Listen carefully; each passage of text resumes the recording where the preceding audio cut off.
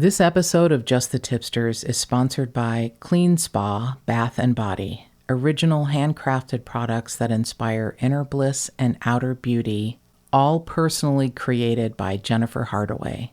Just the Tip-Sters listeners get 15% off their total purchase by entering promo code Tip-Sters at the checkout.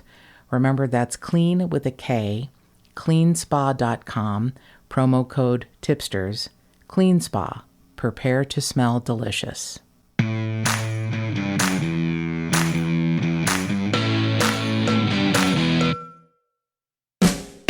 the Homestead Studios in Santa Clarita, California, it's Just the Tip-Sters with Melissa Morgan.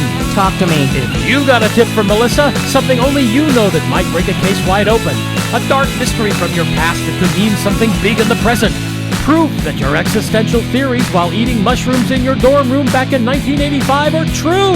Tell us about it by calling the Tipster hotline at 832-TIPSTER. That's 832-847-7837. Or send an email to jttipsters@gmail.com. You just might hear your tip on the podcast. And now here's your host, wrapping up her birthday week with a slice of leftover cake and a creamy scoop of ice-cold murder, Melissa Morgan. More cowbell.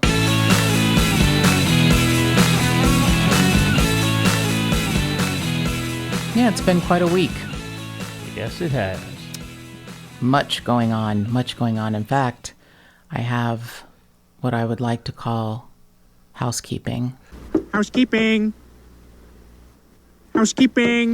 Yeah, we have some details to talk about. We have a new patron, Tipster Stephanie, who joined at the True Detective level, of course, because she would never be a basic bish. She is an exquisitely lovely human being, and I'm still going to spank her for joining Patreon. But if Patreon is out of your budget right now, we completely understand that. And another way you can support this podcast is to go to iTunes. You can rate, review, subscribe to the podcast. All of those things are vitally important for people being able to find the podcast, and that's a huge gift. And even just something like what Tipster Shelby did, which was reach out and send an email to jttipsters@gmail.com and said how much the podcast means to her during her day when she's working at her craft store. And I said craft with an F and a T, not crap store. I'm not sure why it sounds like I'm running all my words together, but her craft store, which I'm sure is an excellent craft store. It's really lovely, and she has an Instagram page, and it is the @ Beadceptions altogether, BEADCEPTIONS, and she makes wonderful, fascinating, original designs out of these things called perler beads, which I am unfamiliar with, but she does everything from animals to inanimate objects. It's really interesting. So check out Shelby's Instagram page. Thank you, Shelby. It was a wonderful note you sent. It was, and it arrived on my birthday. So it was like the best birthday gift ever. We were driving, Mark was driving, I wasn't driving and reading. Mark was driving on Pacific Coast Highway, and he hears me like sniffing in the passenger seat. I'm like, I just got the sweetest email.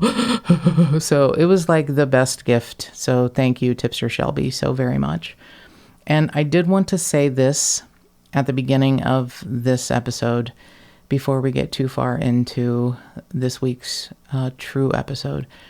I feel like I need to not exactly backpedal about last week, the episode involving the man on the run, Peter Chadwick. And the last part of the episode, it may have sounded like I came down with both barrels on the Newport Beach Police Department, and I kind of did. And you did, but I did. And if I had 4 barrels, I would have come down with them on 4 barrels. Exactly. And the thing that, besides what producer Mark had said, his very insightful comment, which was that it just sounded like they wanted to keep everything to themselves, and that sort of large ego that goes along with being in law enforcement, which I think you probably need. You know, you need to be sort of an alpha to walk the walk and talk the talk and take care of business, but you also need to be open-minded and not just think that, your agency is the only agency that can solve a case, which we know is just utter bullshit now, because especially with the advent of the internet, I mean, almost everyone can be an armchair sleuth, a citizen sleuth, an armchair detective. And I think most cases need all the help they can get, for God's sake. And that's one of the reasons we're here. So not only was producer Mark's comment very thoughtful, I had the wonderful opportunity to spend some time with Tipster Charlotte and Tipster Stephanie and Tipster Fiona, and I can't remember the other tipster's name, but we went to the wonderful Last Bookstore in downtown LA. And as we were walking along a street, 6th and Spring, let's say, and it smells like urine, and out of the blue, Tipster Charlotte said, the podcast done by the Newport Beach Police, isn't that a conflict of interest? And it was like I had been struck by a bolt of lightning and the skies were completely clear and sunny. And I had not thought of that. All of my bitching and complaining about them not allowing other people in to interview them or to put a spotlight on the case, get more attention on a man who's on the run and could be found by, other people helping.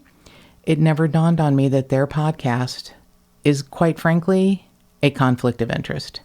It doesn't allow, as producer Mark pointed out, anyone outside the agency to ask questions that, might not make them happy, but that might need to be answered. It doesn't allow anyone outside of the agency to give them ideas or information that they may not have, that they may not have thought of. It's hard to believe that, people that go through the police academy and it's not like a hard test to be a detective. You've been there a long time, several years, and you've proven yourself, and they're like, okay, well, now you're a detective. And every agency may not work the same, but kind of. And I've heard this from more people than I can count that I trust. It's not like, I'm taking the lieutenant test or I'm taking the captain test.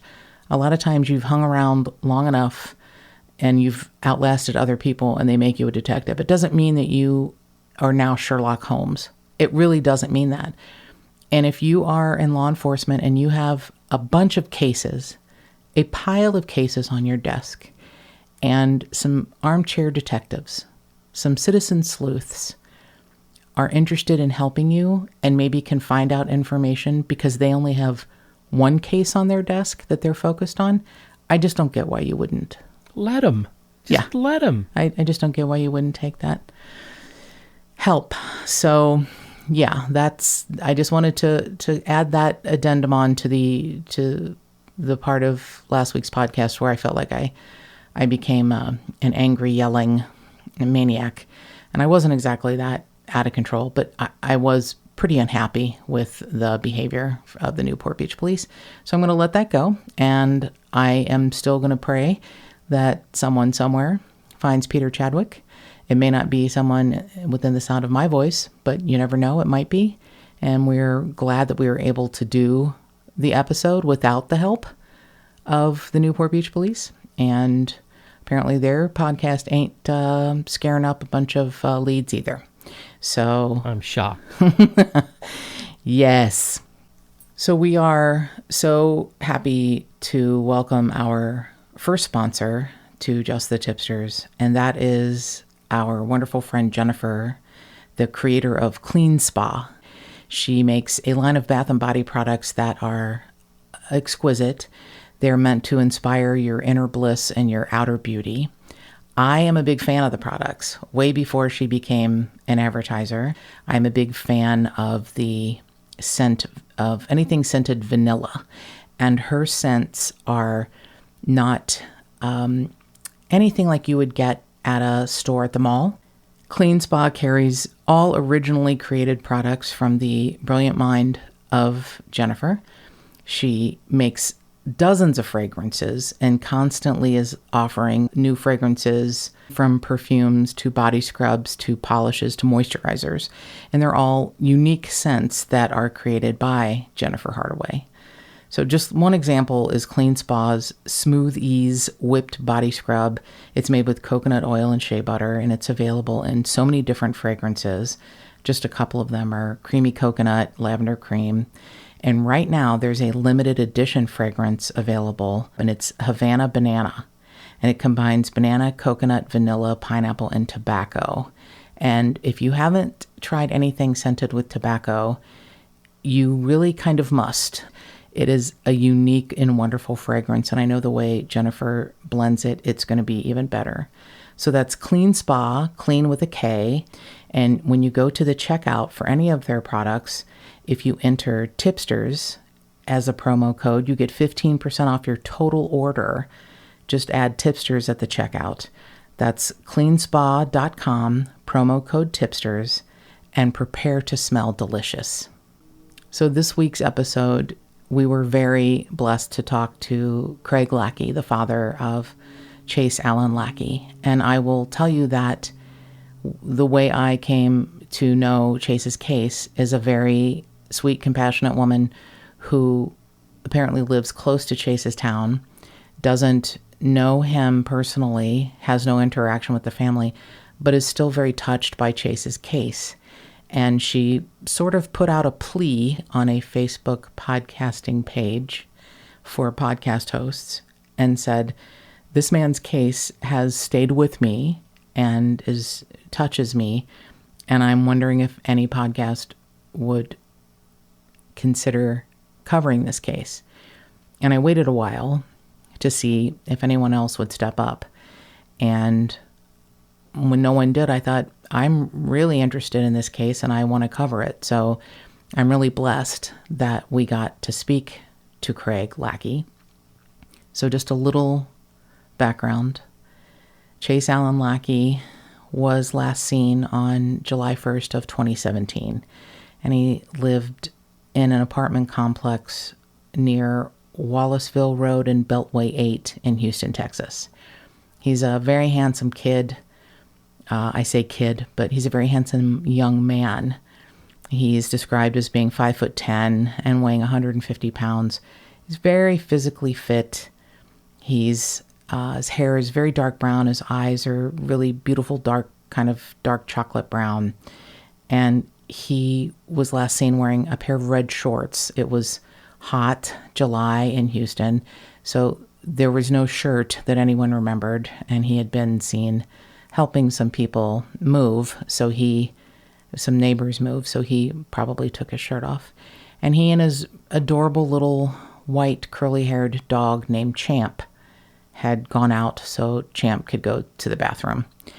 And he has never been seen or heard from again. And he is a handsome, sweet, kind, wonderful young man with a mother and a father who love and miss him, with siblings who love and miss him, with friends who love and miss him. And he needs to be found. He needs to be found. This is one of the strangest cases I've ever read. Part of it is another leg of law enforcement not releasing much information. And it isn't information just released to myself or other members of the media or who can get the word out. It's also been difficult for them to release information to Mr. Lackey, Chase's father. And I try to believe that it's because they need to keep the information close to the vest so that any sort of investigation is not compromised. But I think one of the reasons the young lady from Chase's town reached out to me is because of the lack of coverage.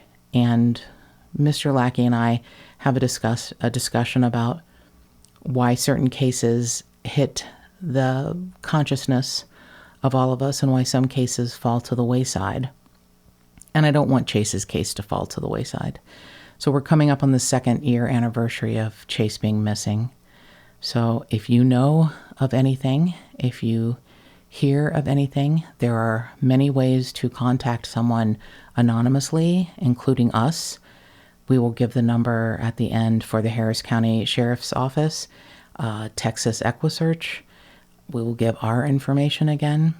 And please listen to this interview with Craig Lackey. We are really lucky to have with us today the father of Chase Allen Lackey, Mr. Craig Lackey. Thanks for being here, Craig.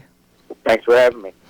So I was explaining to Craig how I came across Chase's case, because we typically only cover one missing or unsolved case per month. But Chase's case was so interesting to me, and the way it was brought to my attention was heart-tugging.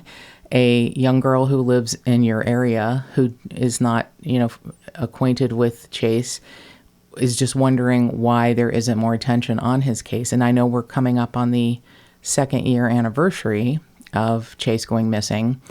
And when she said, "I just wish someone would cover this," I thought, I'm gonna give it a try. And here we are. And I'm really glad that you are able to be with us. So before we get started about what happened, tell me about your son. Where to begin? He has just got a super huge heart. He, was always there for anybody that needed him for whatever reason. He was very athletic, very sports-oriented. In fact, that was the last time I saw him. He was playing in a rec softball league, doing what he loved. And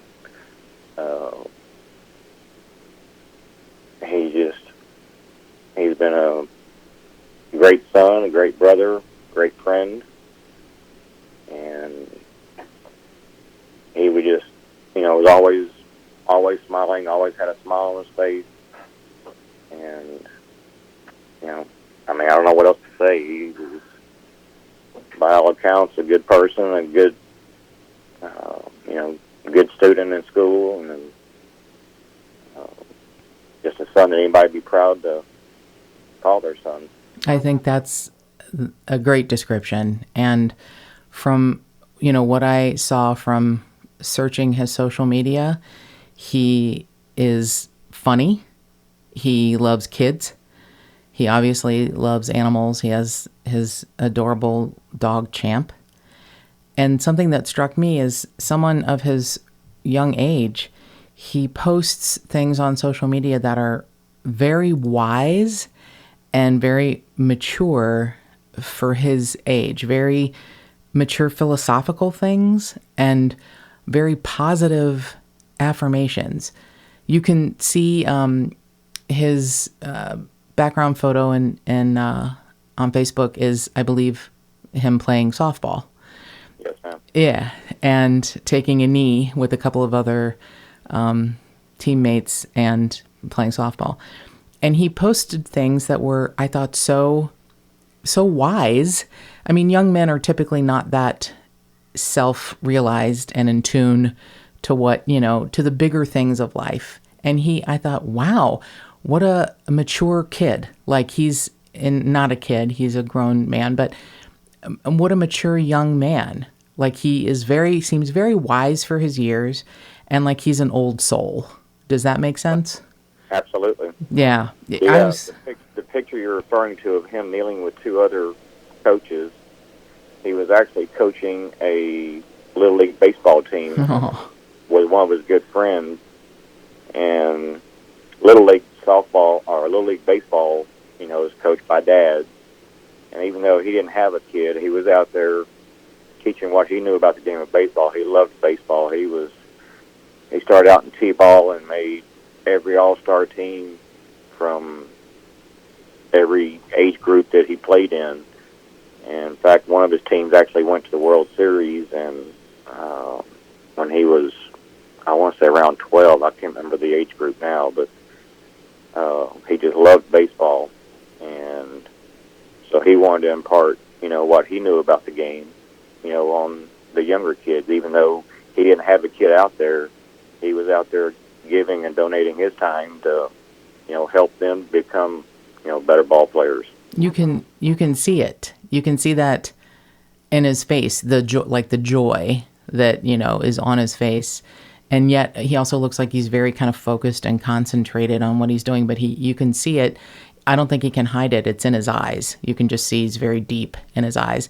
And that's pretty awesome. I mean, young men, typically young men his age, don't have a lot of time, even if it's something that they enjoy doing, don't have a lot of time to volunteer and help others. And like you said, pass on his knowledge of the game to young boys, especially when he doesn't have kids of his own.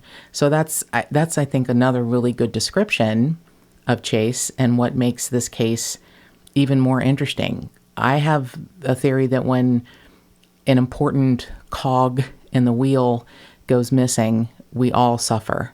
So Absolutely. yeah, so you can tell Chase is an important cog in the wheel of his, neighborhood, his area, his town. You can feel that he's an important cog. So he was sort of described as being between jobs, but he had been working as an iron worker. Is that Correct. true? Okay. So how long had he done that? Had he done that like just right out of high school, or did he come to that in a different way? No, he came to it a different way. I won't so much say that he was an adrenaline junkie, but he liked things on the edge, so to speak. And walking iron, several hundred feet up in the air, how much more on the edge can you be than that? Right.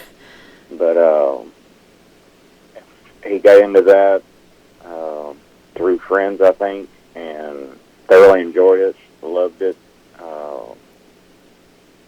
Per Christmas or birthdays, he would ask me to, buy him some new boots or buy him this or buy him that for, as a Christmas present or birthday present, because it was, he wouldn't have to fork out the cost, but, it became something that he needed, not just a present, Right. And so he was very mindful of that, and, he wanted presents to really count and mean something or, help in some way, and not just, oh, it's Christmas or it's my birthday, let me get a present from Dad for whatever. But so we would go in and he'd pick out, specific style of boots that he needed for his occupation, and that's what I'd get him, or any other equipment or things that he might need for his job. So that's also a really thoughtful thing for someone of his age. I mean, I'm, double his age, and I still like stuff. And I have a friend who says his wife, for presents, doesn't like stuff. She likes experiences. So he tries to find presents like that for her. I think that's another amazing part of Chase, that he, at his young age, he didn't want stuff. He wanted things to help him literally move along his path. Like Right. boots to cover his feet, to walk his path.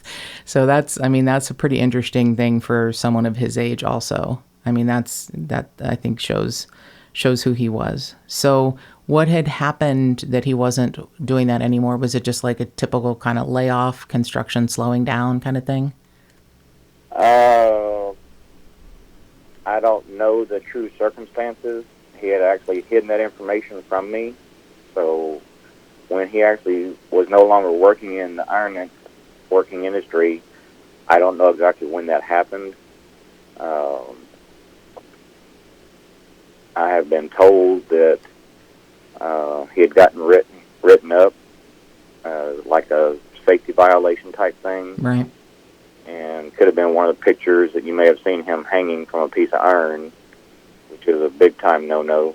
Oh, I didn't actually see that. No. And was not wearing a safety harness when he was doing it. Oh. Is when I believe that may have transpired. I don't Right. know, because I was never made aware of that situation until a year and a half after he went missing. So you I'm you just didn't know. assuming that, putting two and two together, that's probably what happened, when it happened, and why it happened. So he probably didn't want to disappoint you by telling you what happened, so he kept it from you. Right. Right. That makes sense. That also, that behavior is part of youth. So, it's not something anyone's, happy about or proud about, but at the time you don't think about that because you're young and very strong.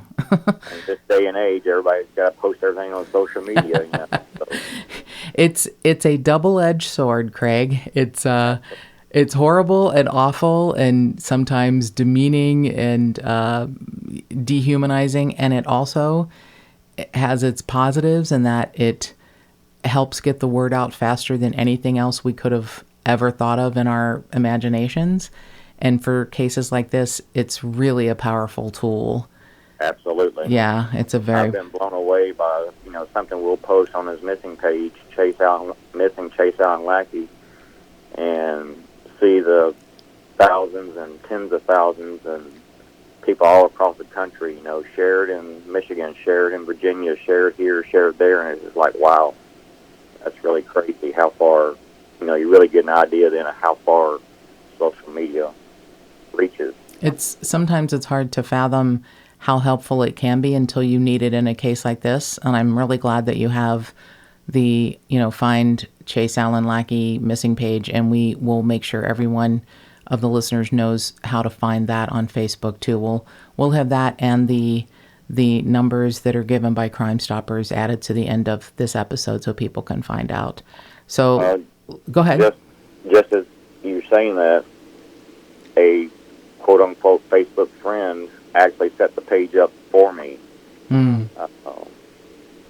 That's a great thing. I mean, we all need help. It takes a village. She says, I want to set up a missing page for Chase. Are you okay with that? She says, all your family will be administrators, and once it's set up, then I will no longer be administrator. And I said, oh, that'd be great, Jill. Thank you so much. So, shout out to Jill for setting that up for us.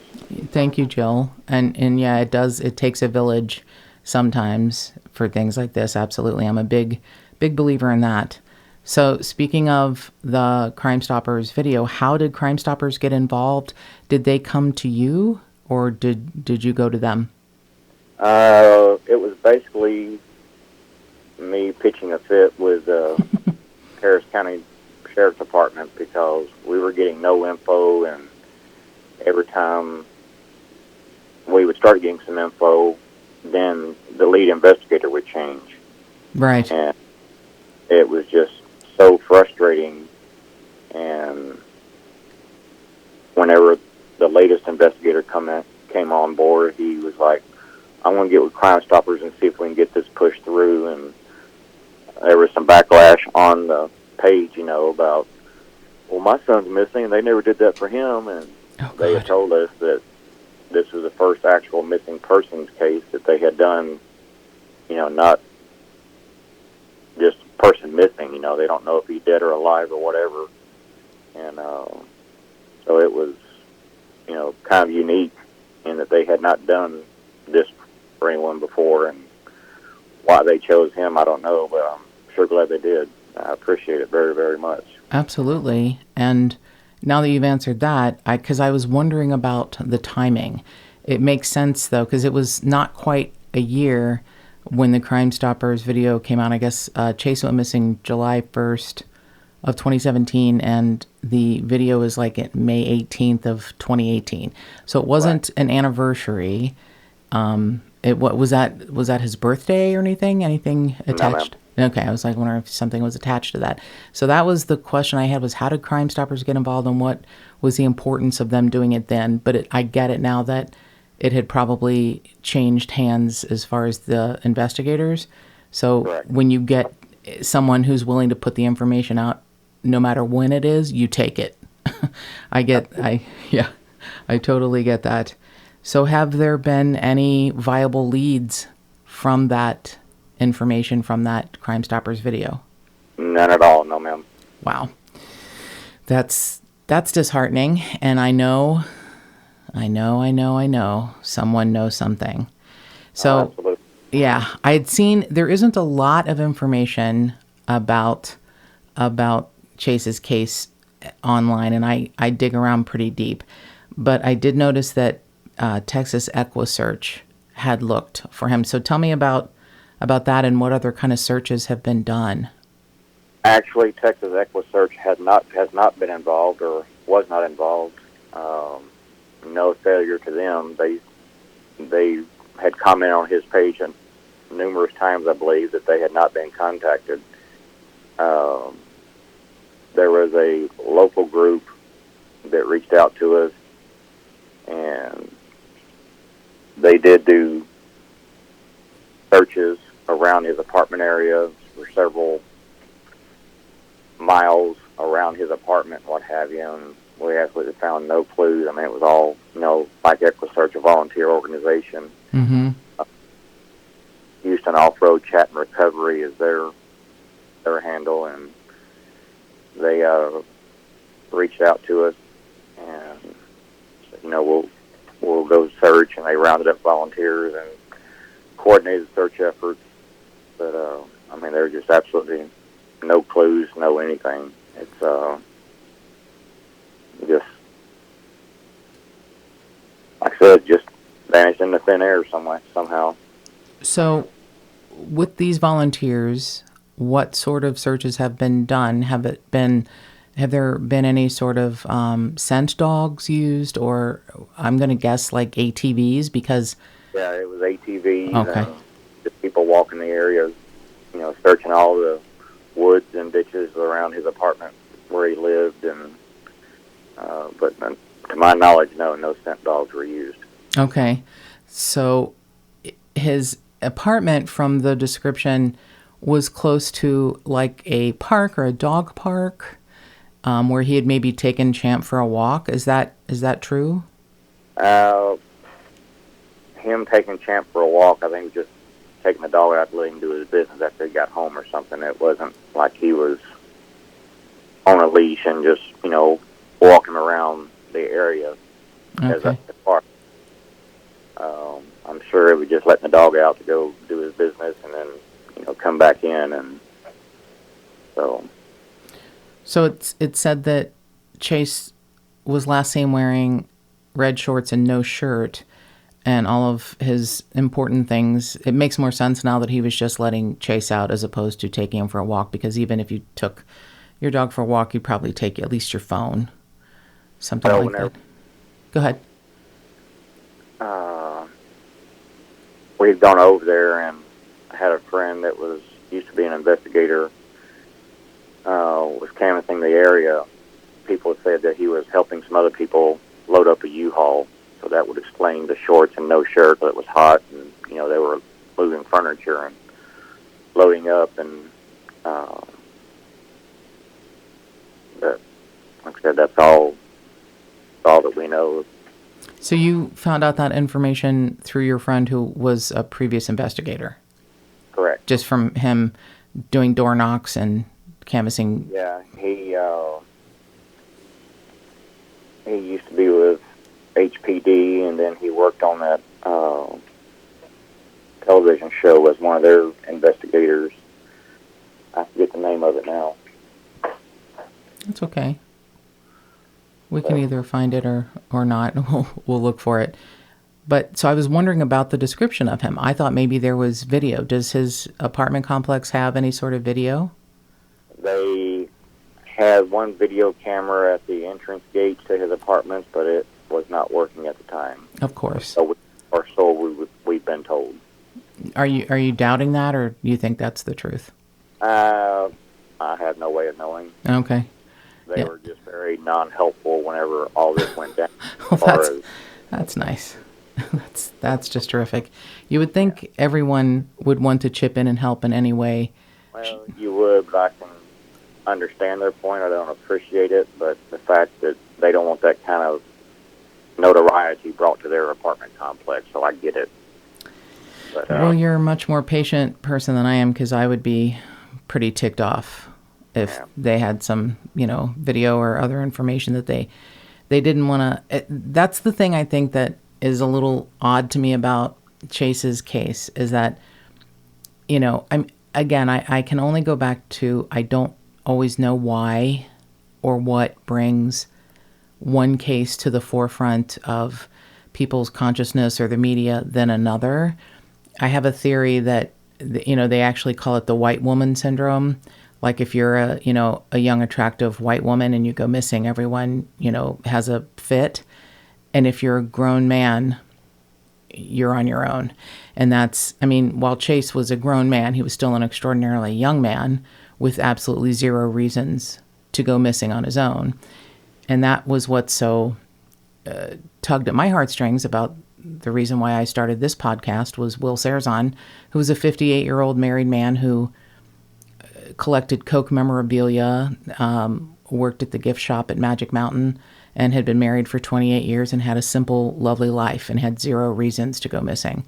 But if you're a man, I think it's a little, I don't quite get it. It's one of the only times I think being a woman has a positive, because if you're a woman and you go missing, people tend to, to really want to look. But if you're a grown man, I don't really get, because it's obvious that, Chase did not leave on his own and leave everything behind.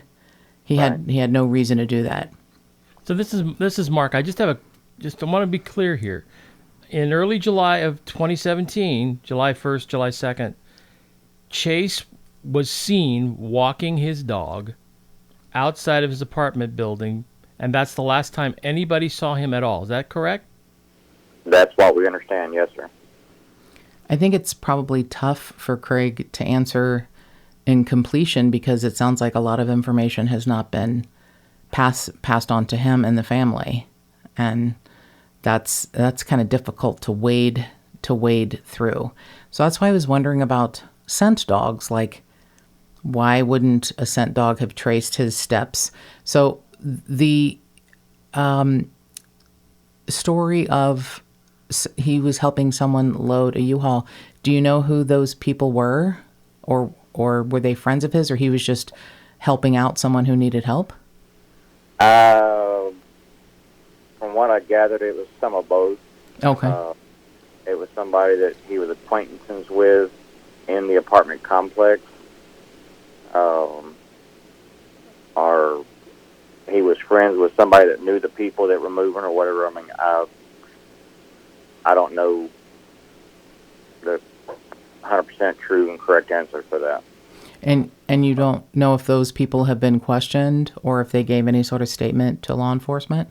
I do not know. Boy, you really have been kept in the dark. One of the questions I had was, are you happy with how detectives have handled the case? But I think I can kind of get, you can answer for yourself, but yeah, I don't think I'm happy with how they've handled the case. I'm guessing they have their reasons, but is there anyone in the Harris County Police Department that you have faith in that's really working on this? They say they are, and that's all we have to go on. I mean, like I say, any questions we ask, it's met with an ongoing investigation. We really don't want to divulge where our investigation is going because we don't want y'all to inadvertently, tip our hand, so to speak. So right. They're playing it very, very, very close to the vest and not sharing much at all with us. Well, there's absolutely times when I understand why that is, their modus operandi, that they need to keep information close so that a case isn't compromised. But it seems very odd that they're playing this particular case so close to the vest, because there must be some sort of additional, mitigating circumstances that they think happened. I mean, have they shared with you any of the theories of what they think happened? Not really. Wow. I mean, it's just been so tight-lipped and frustrating, to say the least. To say the least. And it feels like any sort of movement or information about Chase's case has come because of your just, tenacity, and you keep pushing.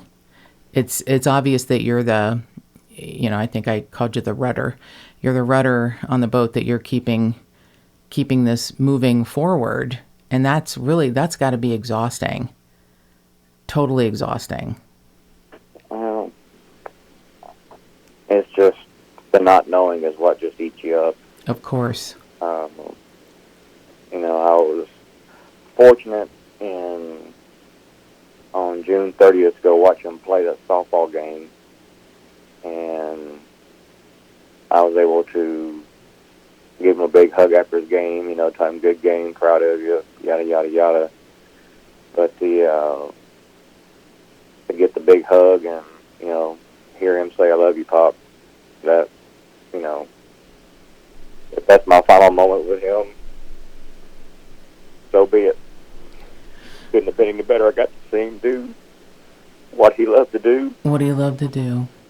And hear him tell me that he loved me the last time I saw him. What more can you ask for? That is a precious gift.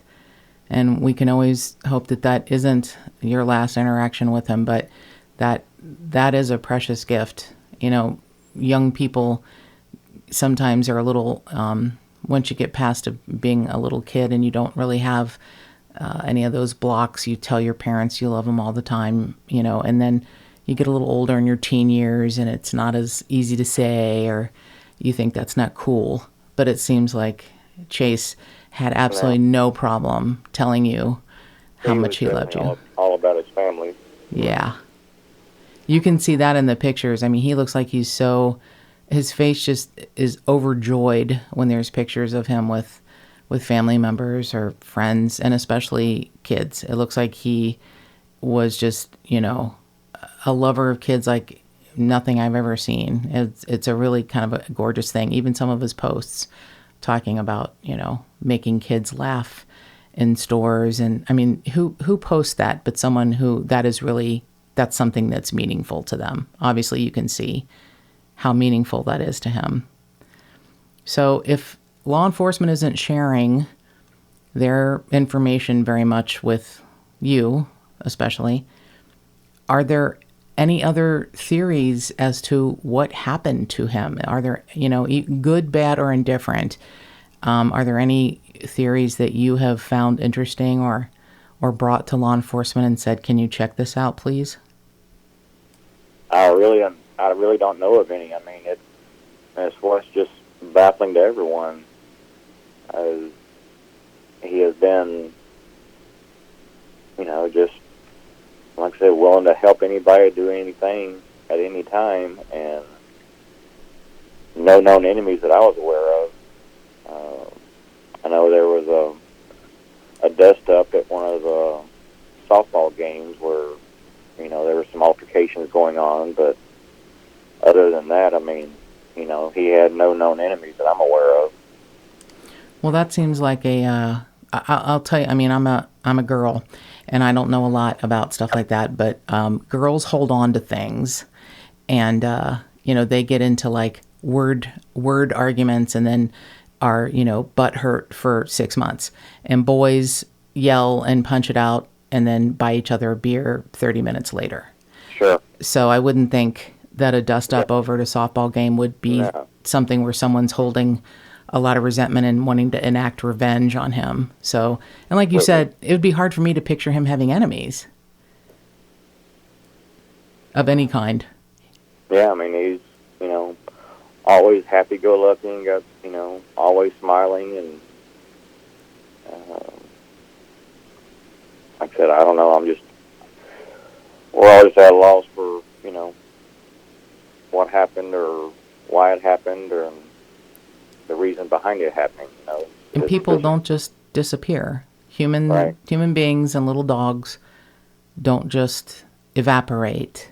I mean, I don't believe in aliens and, large beams that can shoot fire from the sky. I don't believe that happened. So people don't just disappear.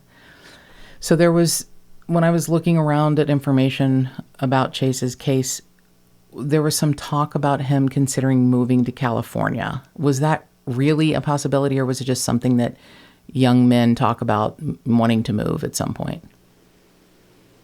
Some of his friends had mentioned that, I think to his mom, and she's held on to that hope, throughout this ordeal that, that she thinks he's in California. He never mentioned that to me that I recall, saying that he wanted to move to California or he was going to work in California. So I don't put a lot of stock into that, but, that's just me. Right. I've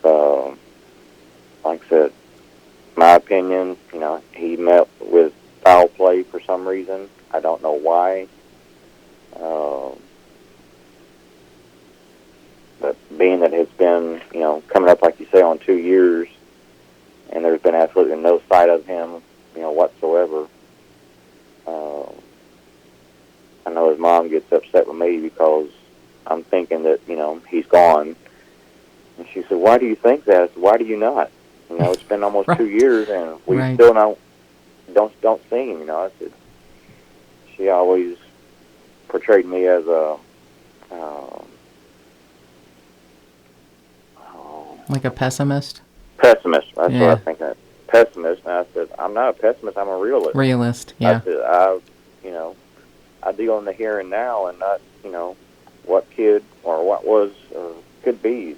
So. No, I understand that, and Like I said, I understand both of your thoughts process, actually. Yeah, I think sometimes you need both. You need Yeah. realism and hope. I think that in a lot of these missing persons cases. I would love nothing more than to be wrong on this. Of course. He pops up and, hey, I was wrong. Thank God I was wrong. Right. Yeah, I think in the same situation, I would be in your shoes, and Melissa would be in his mom's shoes. Mrs. Diaz. Yeah, I honestly will. I'll be honest with you. I think on depending on the day, I would be in either of your shoes. I completely understand how Chase's mother, Debbie Diaz, feels. I completely understand how you feel, Craig. I just think it may not even be day by day. It might be hour by hour. I might be, hopeful, as Mark said, 1 hour, and realistic in another hour. I think every day would be different, but I understand both of your thought processes. And I have to say, the one thing that Mrs. Diaz, Chase's mother, said at the press conference that struck me, it got me right in the heart when she said, "Somebody knows something. We're looking for information, good or bad." Right. Most people don't even acknowledge that. So the fact that she acknowledged that shows that she does have some realism, but I completely understand why she would be holding out hope that perhaps he is in California with some reason to have, gone away and disappeared. It would be very difficult to understand why he wouldn't have been in contact with his family, his loved ones, all of you that are supporting him. But I understand that. And Chase is such a beautiful, unique-looking young man.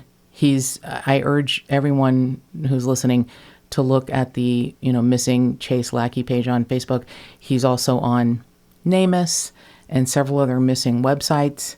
There isn't a lot of information about the case, but there is a lot of great pictures of him, because I think once you see him, you won't forget, because he is such he's a unique looking young man. He's very physically fit, but he has a very striking shaped face and like very distinctive dark hair. It's not like, oh, he has medium brown hair. He's very dark hair, very piercing dark eyes, beautiful teeth, beautiful smile. And if he's, in California... Thank you, Dr. Quintel. Probably had to pay a lot for those beautiful teeth, because they really are gorgeous. If you see him, you would be like, I know who that guy is. He's a very striking looking man. He is, and that's why we really need to encourage people to go to it's on Facebook. It's called Finding Chase Allen Lackey, and Allen is Allen, and there's pictures, and it's great pictures, and we will make sure all that information is included at the end of this episode, Craig. So we appreciate it so much. Oh, absolutely. And I have to ask, because I have a couple of tattoos myself. They're small, and I'm a little more, I'm not, built like Chase, so mine are all covered up. But his tattoos are so striking. So there's scripture written on his side. On his arm, yes. On his arm, okay. And then there's like a Japanese symbol on his wrist, maybe? Or can you describe the tattoos? There was a initial on his wrist. He's got the Chinese word for family along his ribs. Oh, his ribs, okay. He had he had so many, I can't think of all of them right here on the spot right now. So. Well, that's okay. There are pictures of them online. I just was wondering if you could, because some of them are, the font is a little small. So I was trying to. Do you know the scripture that's on his arm? No, I do not. I'll try and find that too, because those pictures are very interesting and it's very unique work. It isn't like, it's a little anchor on his left bicep or something. It's very unique work. It's actually some things I haven't seen, and it's in placements on his body that are very interesting. It's not like everything's all together. It's interestingly spaced on his body, and I'm sure, like you said, the symbol for family, that was probably extremely important to him. That's why he got it. A really lovely thing to remember. I have on my right or my left forearm the words "let go," because I tend to hold on to things, and so I need a reminder sometimes in purple ink to remind me to let go, and it's going to work out the way it's going to work out, hopefully, and to the best advantage. So what do you, in your heart of hearts, no theories, no other information, what do you think happened to Chase? In my heart of hearts, and as before, I hope the hell I'm wrong, but like I said, I think he met with foul play for whatever reason. I don't know why, but, I just don't think I'll see him again. And I understand, coming from a place of being realistic, why you feel that way. Coming up on I'm sure, on a second year anniversary, you never thought you'd be here. Absolutely not. And I never. think one of the posts I think I've made on the Facebook page was, you always hear this happening to somebody else. Well, for the last almost 2 years now, I've been that someone else, and it's not a fun place to be, for sure. No, it's the worst. I've interviewed many people who have missing family members, and as bad as sometimes bad information can be, it still is somehow better than the not knowing. It's the not knowing that is the worst, the absolute worst. And Without a doubt. No, everyone can understand that. And especially someone like Chase, who, as we said, no one just disappears. And it wasn't that he was, living some bizarre, compromised lifestyle. It doesn't matter what was happening at the time. It isn't any sort of a reason that he should have gone missing. So it's such a bizarre incident that he and his little dog are missing with no shirt, and his truck is still at the apartment, and he probably didn't just walk away and walk to California or anywhere else. It's such a mystery. So if we can ask anyone within the sound of our voice, if they have any information, we'll leave all of our contact information at the Harris County Sheriff's Department information, Craig Lackey's Facebook page for his son Chase. And we really thank you so much for being with us, Craig, and we hope that Chase comes home soon. Well, thank y'all so much for having me. Thank you for doing what y'all do. Like I said, it means the world to not just me, but the whole family. And anybody, please, if you have any information whatsoever, no matter how small you may think it might be, it could be the keys that unlocks this nerve-wracking case and brings Chase home.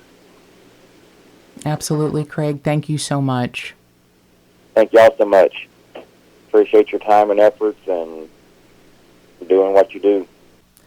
We really want to say thank you to Craig Lackey for taking the time to talk to us, and you can hear the love he has for his son. So we have a small news clip from a press conference that Crime Stoppers in Houston, Texas had in May of 2018, about 10 months after Chase went missing. The Harris County Sheriff's Office is under the impression that there is foul play involved with Chase's disappearance, and the Lackeys and Crime Stoppers and the Harris County Sheriff's Office banded together to make this public plea for any information on Chase's whereabouts. Crime Stoppers of Houston will pay a cash reward of up to $5,000 for information that leads to the identification and/or charging of any suspects related to this case. Anyone with information is urged to call Crime Stoppers at 713-222-TIPS, 713-222-8477.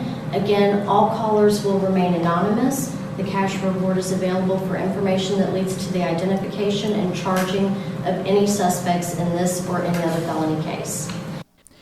And if you know anything about what happened that day or any day after to Chase Allen Lackey, please feel free to call the Harris County Sheriff's Office at 713-755-7417, Texas EquiSearch at 281-309-9500. You can call us at 832-Tip-Ster. That's 832-847-7837. You can send us an email at jttipsters@gmail.com. And more cowbell.